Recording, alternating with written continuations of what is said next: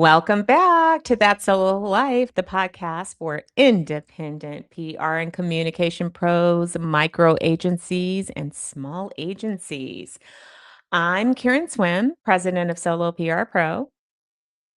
And I'm Michelle Kane, principal at Voice Matters. And today it's just the two of us, which is just fine.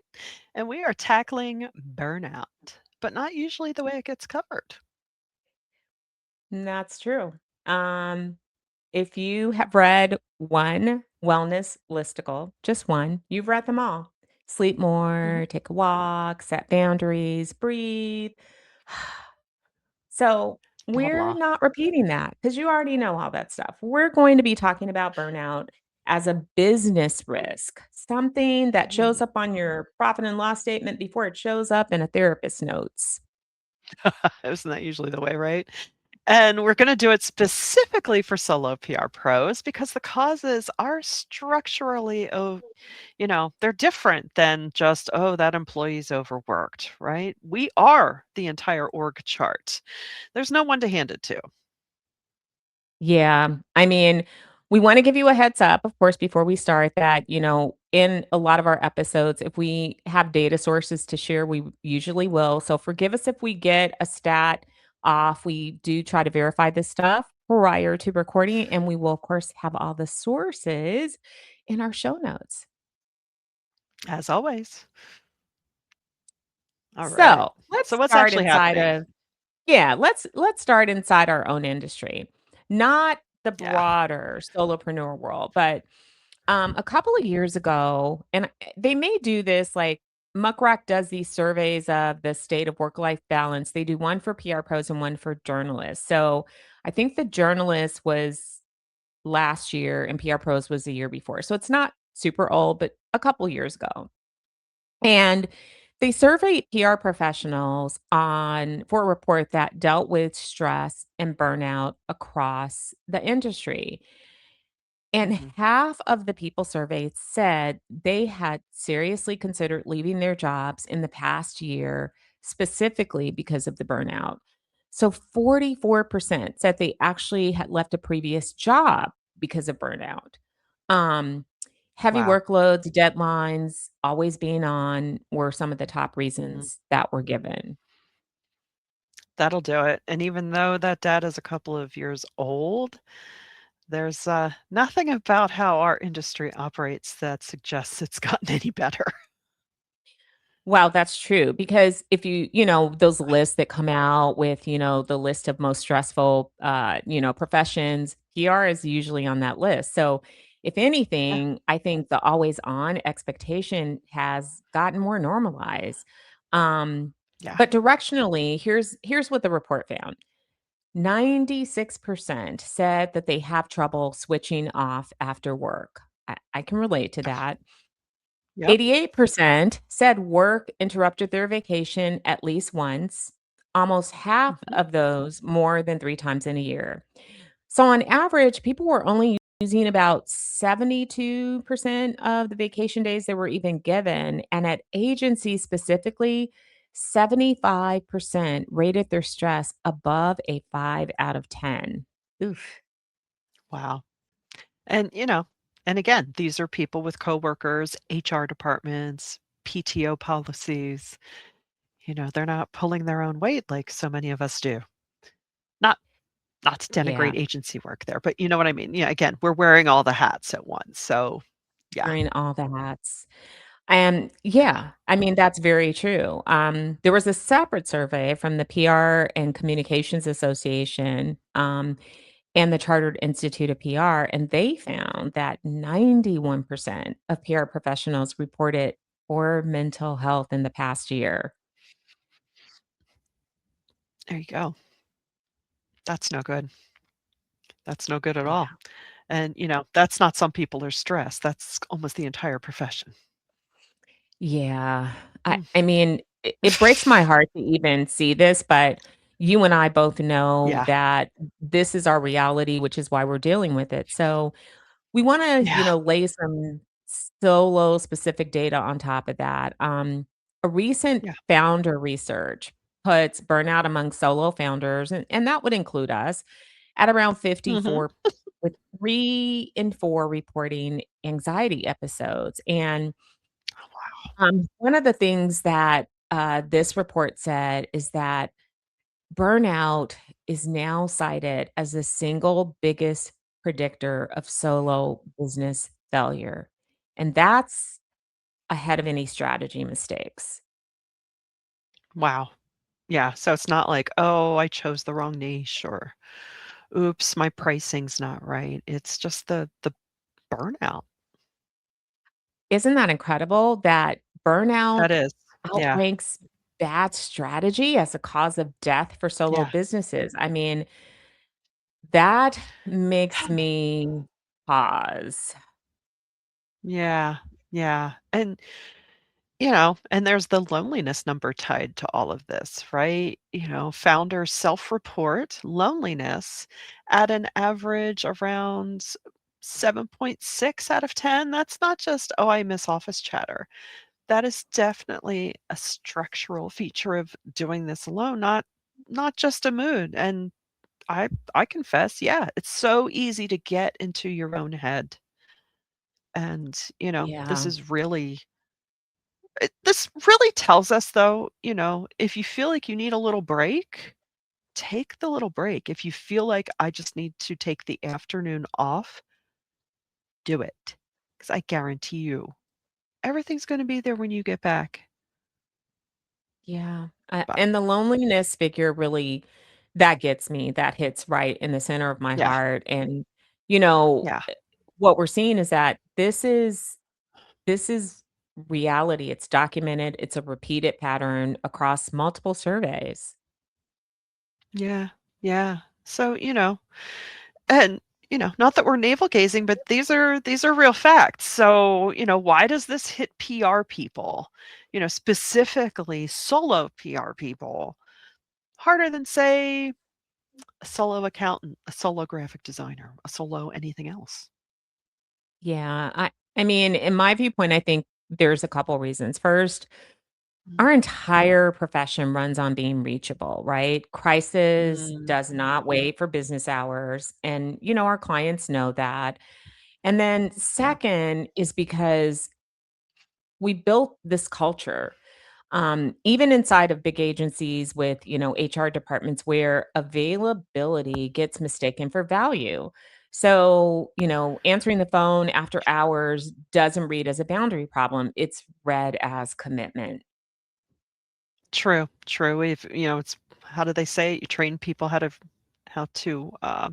treat you. Treat you. And we hear versions of this all the time in the solo PR pro community. People who feel almost guilty taking a genuine day off because somewhere along the way we've learned, that being unreachable reads as being unreliable. Nobody told them or us that in so many words. It's just the water that, we all swim in. It's the thing we foist on ourselves really, and I think something we need to gradually or not so gradually move away from. I 100% agree with you. Let's kill that because, you know, Yeah. we're seeing what's happening, inside, agencies where there's PTO Mhm. policies and teams and managers and all that. But let's think about this and you take that same always on expectation and you strip out all the safety nets. There's not a manager to Mhm. say slow down, not that managers these days would do that. There's not a coworker to cover a crisis call while you're out. There's no one clocking that you haven't taken a full day off since, 2010. Nobody cares. There's Right. nobody there Right. to keep you accountable to, caring for yourself and taking that break. Right, exactly. So, for example, it's a Saturday and a client texts, "Quick call at 10 AM." Now you know it's not an emergency. Their board deck restructured and now they're anxious about messaging. Well, sit with that anxiousness over the weekend. But, you might feel compelled to take the call because saying no feels like risking the relationship. And, I get that. I I totally get it. But, that quick call could last an hour, 90 minutes. So now your family's day, your day, or even your day for yourself, now work has been inserted. And, with something that could have totally waited until Monday. So it's like, do we Yeah, indulge this stuff or do we try to curb it? I know, and that's a single point of failure problem, right? If you Yeah. get the Yeah. flu or, if you're a parent and your kid gets the flu or you just need a week, the business does not pause. It just doesn't happen. So deadlines don't move because you're the only one that's holding them together. Yeah. Yeah. And that's why this standard self-care framework, it's no good for us specifically in this industry. I mean, that's why, I giggle. I read it and I go, yeah, that sounds great. Mhm. Self-care assumes the problem is that you're just not resting enough. But for a solo PR pro, the real problem is that the business has zero redundancy built into it, right? We're it. So, no amount of Calgon take me away bubble baths is going to fix our business that has this single, almost, very fragile thing. And I don't mean to sensationalize it or freak us out because, I think there's a way to work through it. We just have to be willing Yeah. to do it. Yeah. Yeah. That's oh my gosh, Michelle, that's a whole mouthful. I hope people just stop to really think about that. Yeah. So okay, let's tackle this the way we would and the way that we would reframe any other business risk. If Hmm. your business can be taken down entirely because one person needs 48 hours offline, that is not a self care gap. That's an operational design flaw. Yeah, yeah, and this is the same lens that we might use, let's say, if we're auditing a client's crisis plan, right? You wouldn't tell them the CEO should meditate more, even though maybe they should. You'd ask, "Hey, well, what's your redundancy plan if the spokesperson is unreachable?" Let's say the CEO is on a meditation retreat and can't be reached. Who's Yeah. next off the bench, right? Yeah. And this I I'm going to say that I too have been guilty of this. And so we don't want anyone in this audience to feel bad. What I'm learning lately is that I'd rather ask the difficult questions of myself or have somebody ask those and make me go, "Ugh," Yeah, kind of like an ouch moment when I can still do something about it. I don't wanna be sitting in the middle of a mess where I'm completely falling apart and I don't have a plan and I have to show up broken, battered, and bruised when I really can't do the job. So, we're saying this yeah, now, hopefully, so that we can all be more proactive about really reflecting on this and having a plan in place. So, the audit that yeah, we really need to do is on our own businesses. And there's a distinction that is worth borrowing from good agency leaders that are starting to think about this. You have to stop measuring commitment by sacrifice and start measuring outcomes instead of hours online or response speed. That is a mindset that a solo practitioner can absolutely steal directly. Are you yeah. actually tracking what you deliver, or are you unconsciously grading yourself on how fast you answer email? Ooh, that is good, and I have to say, that is one I am finally slowly learning. Um, I just think I don't get the same juice I used to of like, "Oh, I answered that email quickly." Who cares? As long as you're getting the job done and doing it well. Now, I might answer your email quickly so I don't forget to answer your email. That's more for my benefit. That's not because I wanna show off to you. But, yeah, I mean, I really have been thinking about that, and for too many years, I've been rewarding my hypervigilance as a strength, and it's not really, it's a cost. We're not doing heart surgery here. Yes, is our attention demanded at times, and rightly so? Sure, but we really do need to get better at counting that cost if we're gonna last in the long haul. Yeah.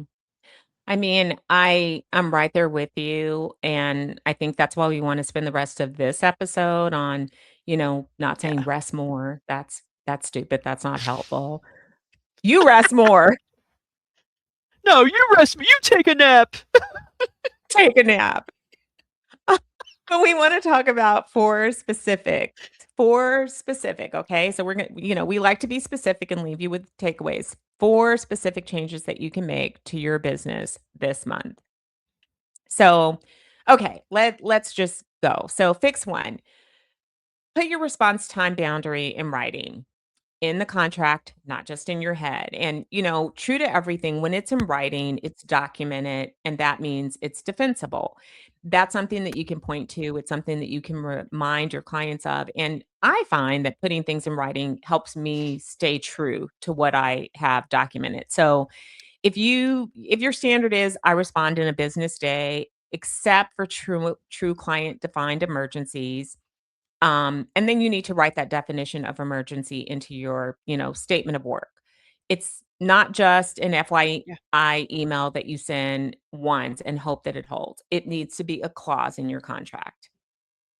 Yeah, yeah, because, we all know we'll buckle under the pressure because we love to serve, right? And that's okay, except we need to police ourselves with that. So, if a client pushes past it, having this in writing is beautiful. That's your bad cop, having that clause. So, you can point back to that language instead of, you know, going over your own worthiness in your head every time your phone buzzes after hours. And also keep in mind, if they're buzzing your phone after hours, that's your business line. Doesn't mean you have to pick it up. I completely agree. And I mean, here's another proactive strategy. This is a bonus that you can layer into that. In addition to having this in your contract, going through this in onboarding calls because you want to make sure that, people know what your hours are when you will respond if something comes in over the Mhm. weekend.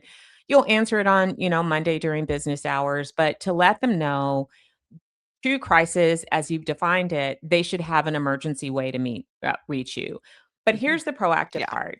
You're working with your client. So there are times that we have wind that things could get really hectic over a period of time. So maybe they're, going through a merger acquisition. Maybe there's some other big news boiling and you know about it. right. And even though it's quiet and it's Yeah, being, worked on between you, the executive team, and it's not something public, if you have a sense that this could spill over, something big is already happening within the company and it could spill over, you can deal with that during working hours by, again, reminding them of when they should call you, when it's an yeah, emergency, and how you will respond to that. So that's being prepared, right? Okay. So the yep. second fix, and I think that a lot of solos skip this for a lot of different reasons. One, because we feel vulnerable, like, "It's my Mhm. business, I should be doing this," and, there are all kinds of other reasons, some of it could be like that financial worry, but you need to really Mm. have an actual backup, a named backup. So, partner with another solo practitioner and Yeah, don't default to, "I'll just figure it out if something happens." You need to have a discussion and, obviously, pay the person, but have a standing agreement. If you're out, this person can step in a true emergency yeah, for 48 hours. And then do the same for them. So with some yep, solos, maybe they work together on other things and they have a good enough relationship that they'll cover for one another in an emergency. So if you're going on a vacation, you're like, "Hey, I'm going to be out. Here are the things I've taken care of. Although I will have my laptop, if something comes in, is it okay if I put you down?" And then read them in, leave them notes on, mm, the kinds right. of things that may come up and then let them handle it and vice versa. That's a nice workaround to just have somebody that you trust that can handle things so that you can actually, not do this while you're Yeah, supposed to be off. yeah, exactly. And, that's where the Solo PR Pro, um, membership group comes in. You'll meet a lot of great solos that you can Yeah. trust and form alliances with. So, and you know what? The muckrack data backs this up from a different angle too. 46% of PR pros who don't use their vacation days say the reason is having no one else to backfill them. Looking at myself. Mm. But that's people with actual coworkers saying that, not me. As a solo, you don't have a maybe someone could cover it option, right? You have to build it on purpose, and that can be very challenging, especially when if you're dealing with multiple clients, they have multiple deadlines, they have multiple scenarios, and finding that perfect storm of a week to take off. I you know how awful, yeah, Karen, where it's like, it's easier just not to. Womp womp. Yeah. I mean, I love what you're saying But about being deliberate about it, before you need it, and mm, then, tell your clients about that arrangement before an emergency forces that conversation. That's not a weakness. It's a business no, continuity feature, right? It's the same thing yeah, that any smart client would wanna see from a vendor that, they're paying money to. So, don't be embarrassed about it. yeah, You should have a backup and you should confidently yeah, be able to share that with your client. yeah. Seriously, yeah. I mean, I've had clients when I've said, "Oh, I'm gonna take a couple of days," and they'll say, "Good, you need to." Not me specifically, but they believe in the concept and and if you're not working with that kind of client, then keep on developing that business to get them. But fix number 3. Oh, yes. Thank you, fix number 3. I did a good segue there. Redesign your client mix on purpose. Not just for the reason Yeah. I just stated, but to reduce decision fatigue, not just your workload. Oh, is decision fatigue not the worst? It's I the mean, and then you worst. have to figure out what to have for dinner every night. Ugh. So that same muckrack report that we're referring to found that 45% of PR pros are juggling 7 or more projects or accounts at once. Yep. And named workload as the single biggest stressor in the whole survey. So, think about it. If you have even, gosh, 10 small project clients, each with their own cadence, their own tools, their own personal definition of urgent. That's going to burn you out faster than 3 deeper retainer relationships for sure. Even if you're making the same money, because really you're not, because you're spending more of yourself. So aiming for fewer relationships means fewer daily judgment calls and less strain on your brain. Yeah, and, it's funny, we just talked about this in our specialization economy Yeah. episode about why specializing down isn't just a pricing play, it's a nervous system play, right? Mhm. So fewer contexts to hold in your head at once, fewer client cultures to code switch between in a single day, that can be game changing to combat burnout. Absolutely. Totally. All right. We promised 4. Here's fix 4. Build a real financial runway specifically earmarked for stepping back, not just a generic emergency fund. And I'm already feeling agitated even talking about that, but I get it. In this day, in our current environment, not easy, but it's good to have Yeah. goals. So, treat 2 to 4 weeks of I need to be totally unreachable as a line item that you're actually going to save toward. And honestly, just naming that out loud helps make it real, not just a thought that Yeah. you swat away before moving on to the next task. Put it in a similar lane as saving for your quarterly taxes. Even if you have to Yeah. pretend and tell yourself you need to save more for those taxes and then go, "Oh no, that's my runway." Whatever works. You are saying something that I think, as you said, this year, the economy, many, Yeah. many, many of us, self included, business slowdown. Mhm. And this can Mhm. be like, ugh, but Uh, let's call this burnout insurance. And so Yeah. if the money already exists for the pause, then you're far more likely to actually take it before you're forced into it by illness or just sheer collapse. It becomes a budget line item. And, here's the thing. Doesn't mean that you have to save up a bunch of money in the next 2 months. It means that you can do this and get in the habit of it, just like you Yeah. things over time. And you will be that fund itself really gives you a little bit of stress relief because you know that you're building towards being able to give yourself this gift. I mean, I work with companies that actually everybody in their company gets sabbaticals.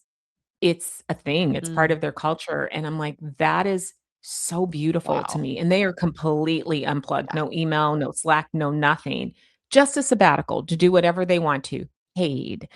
Mm, We deserve that. That's one of the reasons that we yeah. went into business is to control our own work-life balance. Yeah.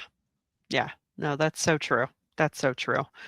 And, one thing we want to kind of draw this all together with is that, being part of a community in your profession, in your personal life, it's not just fun or maybe good for us. It's essential. I mean, and there's a real business case for it. Thinking back to that loneliness number we talked about, 7.6 out of 10, we usually hear that framed though as an emotional problem, but it's not. We want to frame that as an operational problem. Yeah. I mean, so a peer network, mechanically has nothing to do with feelings. It's your reality check system. It's when you're Yep. the only person in the room, you lose the ability to tell the difference between this is genuinely urgent and I've been alone with this problem too long and it started to feel enormous. So, Yeah. being in community with other solo practitioners can tell you fast which one it actually is. Absolutely, and honestly, that's the reason for Solo PR Pro, right? That's what Solo PR Pro was built for, built around that concept. It's not, of course, we support each other, but it's really more of a working peer structure.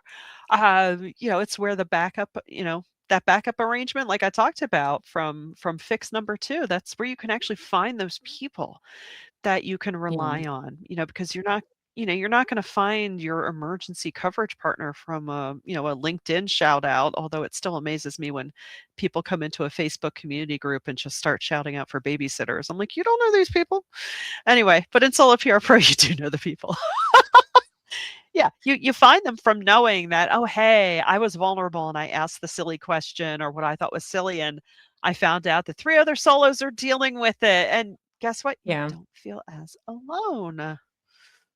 I mean, that's true. And I mean, and joining a community so you feel less alone, that is one thing. That's true and it matters, but it really is, what we're talking about today is that isolation does have a measurable business cost.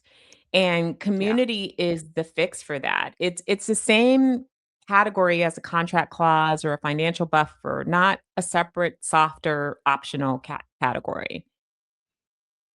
yeah, exactly, which is why we keep coming back to it, on this podcast.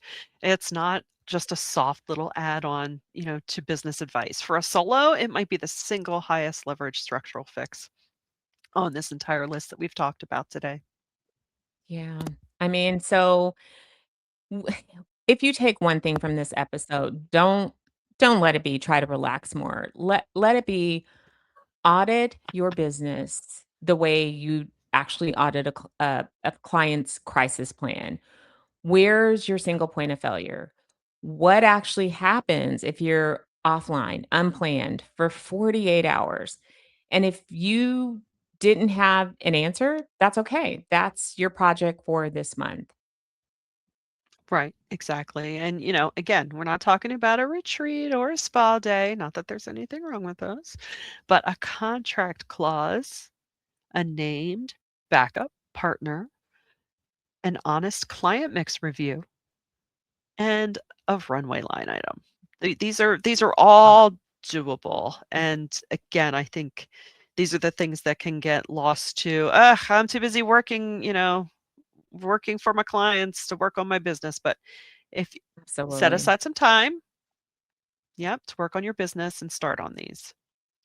And I would add a room full of people who've already solved pieces of this, or if not the whole pie, so that you are not reinventing all four fixes alone from zero under pressure. Right. Yeah, so true. So very true. Well, that's the episode for today. You can check the show notes and get all these delicious links at thatsololife.com. And if this hits close to home, which of course it does, we would genuinely like to know, actually.